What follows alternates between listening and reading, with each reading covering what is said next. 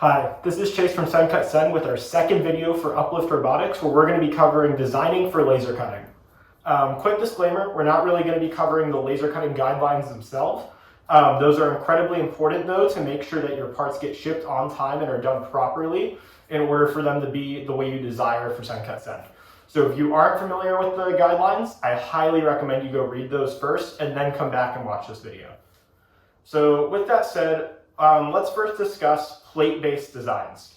So my term of plate-based designs is a design of your robot that's based around strictly plates. With laser cutting, that's something you really have to do because when you're designing models in CAD for laser cutting, it's virtually like designing a model on a piece of paper. So for example, this entire module, like this entire plate here, is a two-dimensional design that I can literally print on a piece of paper. And that's incredibly important to keep in mind because unlike a CNC or unlike a 3D printer, if you're familiar with either of those, you can't really design in the third dimension on a laser cutter. It all has to be flat. That's because the laser pierces the metal and cuts directly through it. So you can't really design anything on the sides. It all has to be on one plane. So the issue with that is it becomes difficult on how you actually connect the plates together because obviously you somehow need to form a three-dimensional piece in the real world.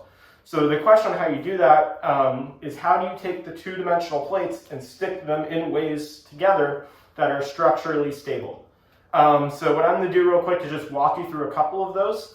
So the first I have is something called, it's either tabs or a lot of people call it T-slots is another variation of it, but it's basically where you take, I'll put a picture of it up on the screen, but you take two different plates and kind of interlock them together, and then that's either held together by screws or glue.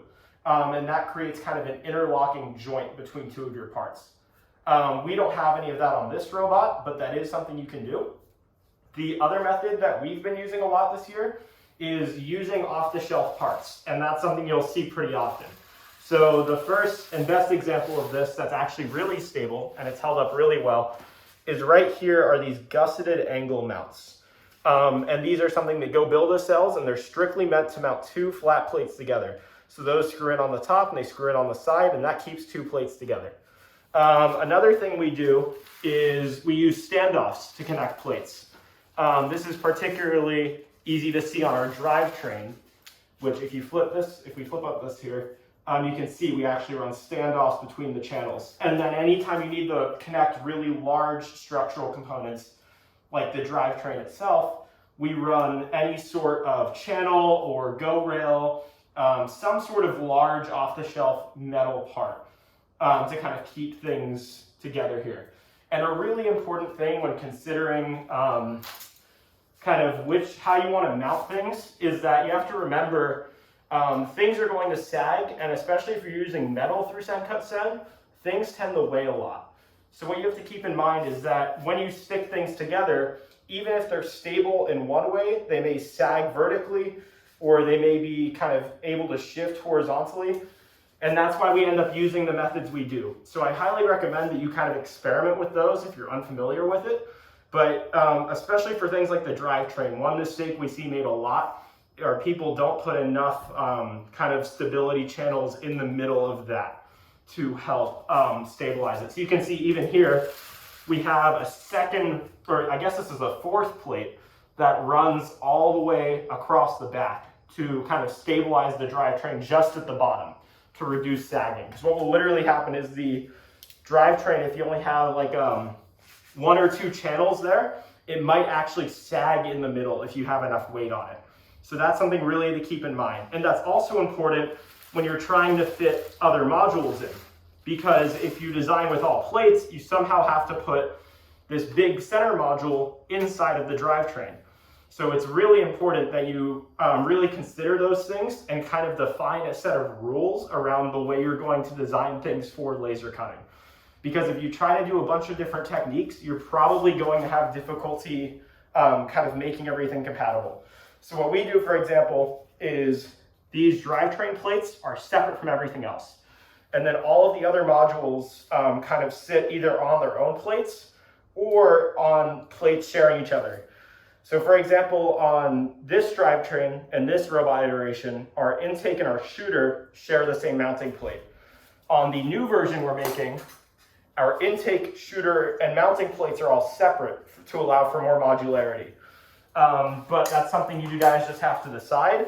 And it's something you need to keep in mind because, for example, the reason we're moving from one system to another is because anytime we needed to change the intake right now, we had to recut the plates for the shooter as well, which ends up costing a lot more money and it takes more time.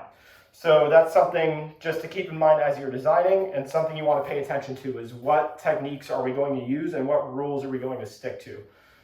Speaking of rules, one thing you want to make sure is that you always have kind of a set rule of tolerances. Part of this, with SendCutSend at least, is defined by their guidelines. You need to make sure your parts have the right thicknesses for their guidelines and the material you're using.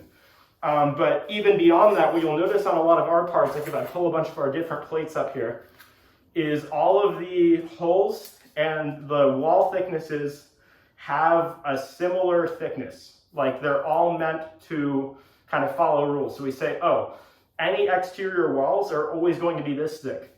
All holes are always going to be this far away from walls. And what that allows us to do is ensure that our plates are strong and that they're consistent in kind of aligning and templating by ensuring that we have those thicknesses. Because what's happened in the past is if you get it too close to a wall or something's too thin somewhere, it might snap because you haven't really tested that before. So we make sure that we follow our own rules on how the thicknesses work in order to make sure that nothing is potentially vulnerable to breaking. And then the last thing I wanted to address was pocketing. One thing we do to kind of ensure that our robot doesn't weigh too much, and it helps a lot with aesthetics too, it just looks cool, but is pocketing.